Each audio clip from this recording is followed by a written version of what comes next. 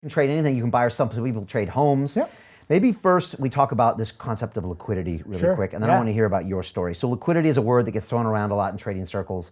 And let me try to define it, and maybe you can define it. Please do. But you know, for me, I traded two of the most liquid instruments when I was on Wall Street. One was the bond future on the Chicago Board of Trade. It was a massive fixed income future that was just easy to get in and out in size. It constantly had a lot of volume trading. That probably Deutschmark dollar at the time was another big one, and maybe like S&P 500. It meant that there was always a price. There was always size where you could get in and get out. You could put on big positions. It didn't gap, etc. Am I right with that definition? Or am I off? And I'm on the opposite side of the spectrum. You're dead on. Okay. I'm trading the most illiquid stuff. This is why Wall Street and everyone says stay away from penny stocks. There's no liquidity. Liquidity is basically like how easy can you get in and out. This is my $500,000 loss. I didn't understand liquidity early on in my career. I was batting 1,000. I was winning every time. I was like, let's go bigger, let's go bigger. And I eventually got into this illiquid penny stock that no matter what I could do, I couldn't get out of it because there wasn't enough trading volume. So you're trading the most liquid stuff. Every single trader in the world can trade it. You can get in and out.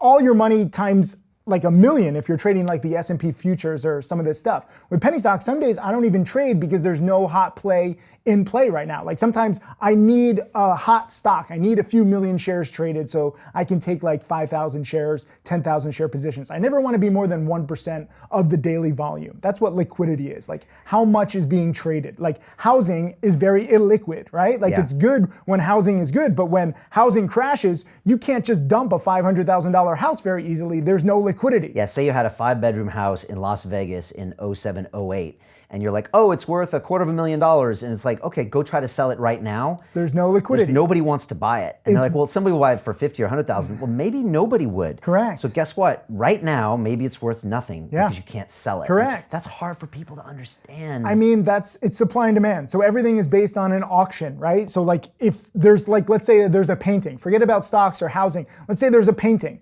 and you don't know if the painting is good or bad. You just know that this painting, for whatever reason, let's say it's controversial. It's been written up, like everyone's judging this painting. Because of all the press, now theoretically it's worth more. If you look at Banksy's, Banksy? Yeah, of course. Have you seen his stunt where like the painting got shredded? Yeah. And someone had just bought it, and right when it got bought, it shredded.